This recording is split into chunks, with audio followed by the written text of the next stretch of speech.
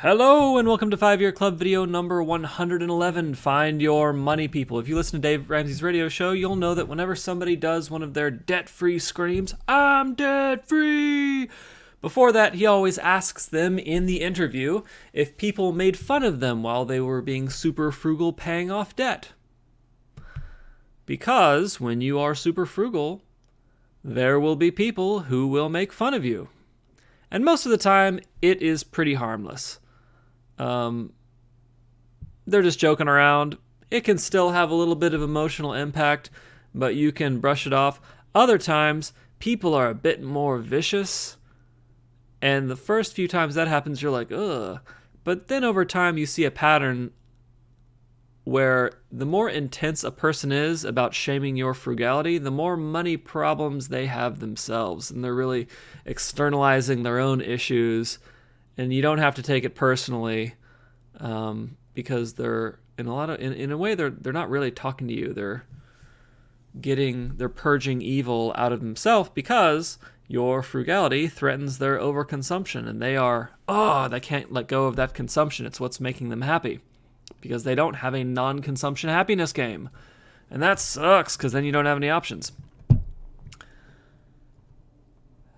Next weekend, I'm going to a pizza meetup for a YouTuber named Beat the Bush. And he's really interesting to me because he's this nerdy engineer guy who runs a kind of financially focused YouTube channel and also a do-it-yourself YouTube channel. He talks about a lot of the same topics, but he is a lot more successful and has many more followers, like 163,000. He's also at the point where he is building his follower base by like close to 1,000 a day, hundreds a day. It's pretty amazing. I'll link to his channel in the description. He was able to save all of his engineering income because he was able to live only on his YouTube income and other kind of small side businesses that he ran, flipping things on Craigslist and eBay. The types of videos he makes are things like how to make lunch for $1 or how to save $450 paying off your mortgage by signing up for a credit card that has a $500 bonus and then paying $50 to a company called Plastiq, Plastiq, to be able to use that credit card to pay the mortgage. In other words, he's weird like me. Well, maybe not like me. I think I make more fart jokes. But he is unusually frugal, and I'll take what I can get when it comes to meeting unusually frugal people in real life. My friends have a wide range of financial attitudes, and I love all of you. I love all of my friends. But I have identified a few that are more frugal than the others. And these are the friends that are best to talk to when I have money issues or when I have money weaknesses, because I know that when I ask them if I should spend money on something that I really want that I know I shouldn't spend money on, like an extra fancy pocket knife, like the company that made, I've already talked about this, I'm sure, the company that made this knife and this knife, well, they've got a third one coming out, and Lewis's collector mentality is like, oh, I want it. And so I've ordered it and then canceled it and then ordered it.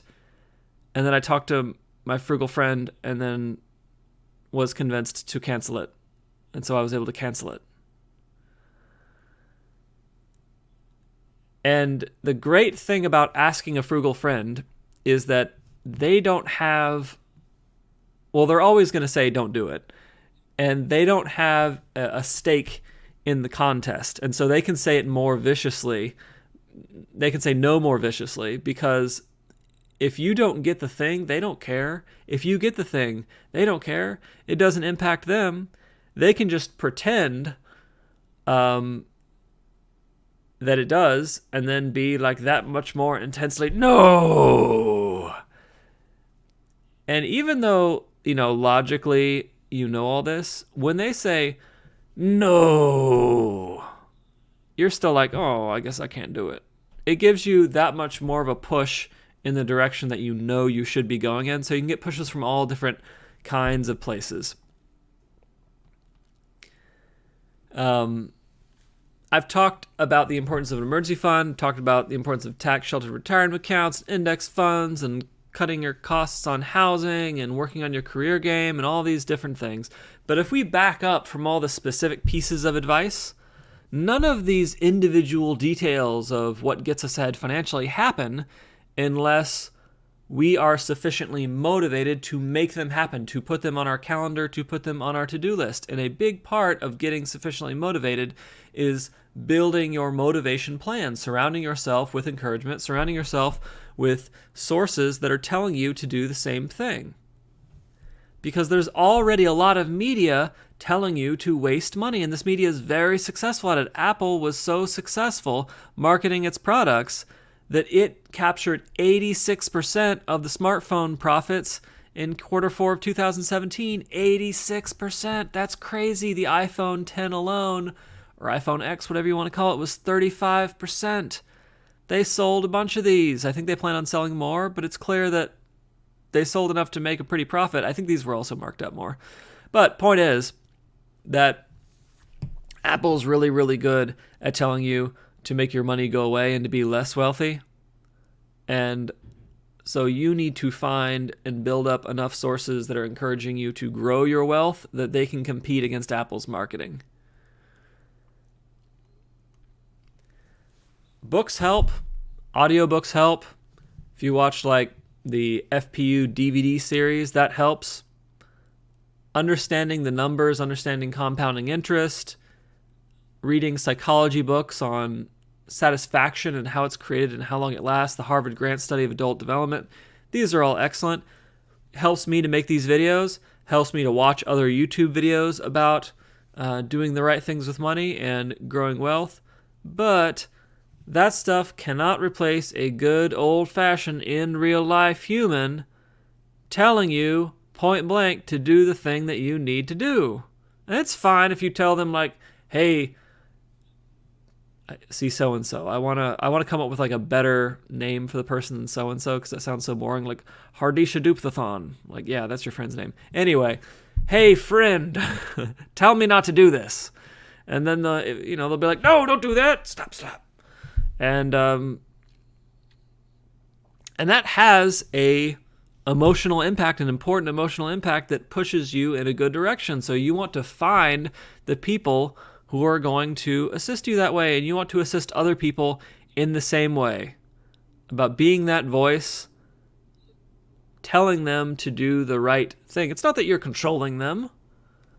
It's just that you are supporting that attitude. You are the cheerleader for the Growing Wealth football team. And